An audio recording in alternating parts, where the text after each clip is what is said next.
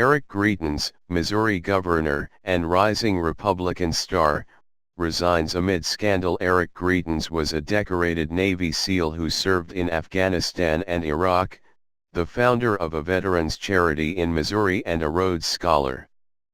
Chiseled and charismatic, he was elected governor of Missouri and seen by his fellow Republicans as a potential superstar in the party, someone with the brains and political instincts to perhaps rise all the way to the White House. But on Tuesday, Mr. Greitens abruptly resigned, more than 4 months into a scandal involving a sexual relationship with his former hairdresser, and claims that he had taken an explicit photograph of her without her permission. He was also accused by prosecutors of misusing his charity's donor list for political purposes. Defiant but somber, Mr. Greitens, who was voted into office in 2016, insisted that he had committed no crimes or any offense worthy of this treatment. He described legal harassment of colleagues, friends, and campaign workers and said it's clear that for the forces that oppose us that there is no end in sight. This ordeal has been designed to cause an incredible amount of strain on my family, Mr. Greitens said. He added, I cannot allow those forces to continue to cause pain and difficulty to the people that I love. It was both a shocking end to his governorship and a kind of catharsis for the Missouri Republican Party after a grinding spring of allegations, criminal charges, angry denials, and court proceedings involving Mr. Greitens.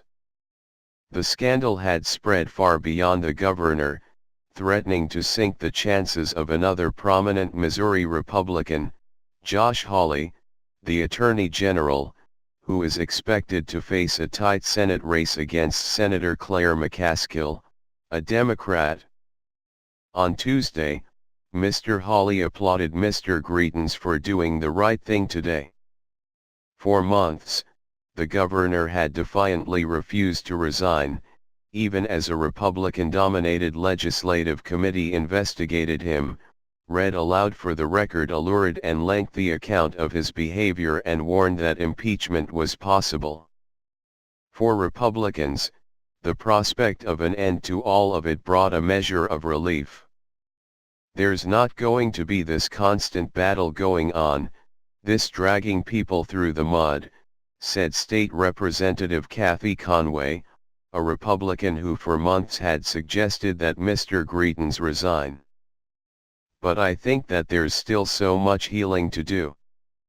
Mr. Greitens' resignation will take effect on Friday. Lieutenant Governor Michael L. Parson, a Republican from rural southwestern Missouri, who previously served as a sheriff and state senator and is seen as having long-standing alliances with state lawmakers, will take over for the rest of Mr. Greitens' term, which ends in January 2021. Missouri will remain firmly in the hands of Republicans, who control both the governor's office and the legislature. Rarely has a lieutenant governor in Missouri taken over in this way. Midway through a term, in 2000, Mel Carnahan, then the governor, was killed in a plane crash and Roger Wilson, the lieutenant governor, took his place. Mr. Greitens' public problems began in January with his admission of an extramarital affair. He and his wife, Sheena, described the situation as a deeply personal mistake in a joint statement, adding, "Eric took responsibility, and we dealt with this together honestly and privately." But in the months that followed, the scandal only grew, even as Mr. Greitens tried to move past it, making statements on tax cuts and funds to produce biodiesel. The governor's former hairdresser described an alarming sexual encounter, in which she said that he had taken a photo and threatened to share it if she told anyone about them. All the while, questions began to emerge about whether he had used the Veterans Charity list to help his political campaign in 2016. Mr. Greitens' resignation ends the need for an impeachment process. But it is unclear whether his criminal problems are over. The prosecutor in Jackson County, which includes much of Kansas City, is still investigating him and could refile an invasion of privacy charge that was dropped earlier this month, stemming from the hairdresser's accusation that Mr. Greitens had taken an explicit photo. In addition, the governor faces one felony charge, tampering with computer data, in connection to misuse of the donor list. A lawyer for Mr. Greitens has called the charge absurd.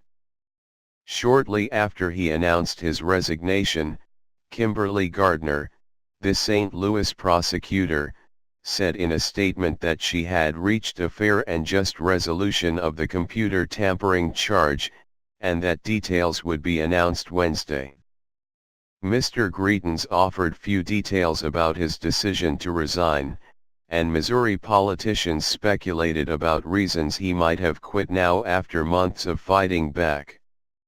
Earlier on Tuesday, a judge had ordered the governor's campaign fund and a political action group tied to Mr. Greitens to turn over documents to lawmakers considering impeachment, a decision seen as a major blow to the governor. For Mr. Greitens, 44, it was a fall as dramatic and sudden as his rise had been.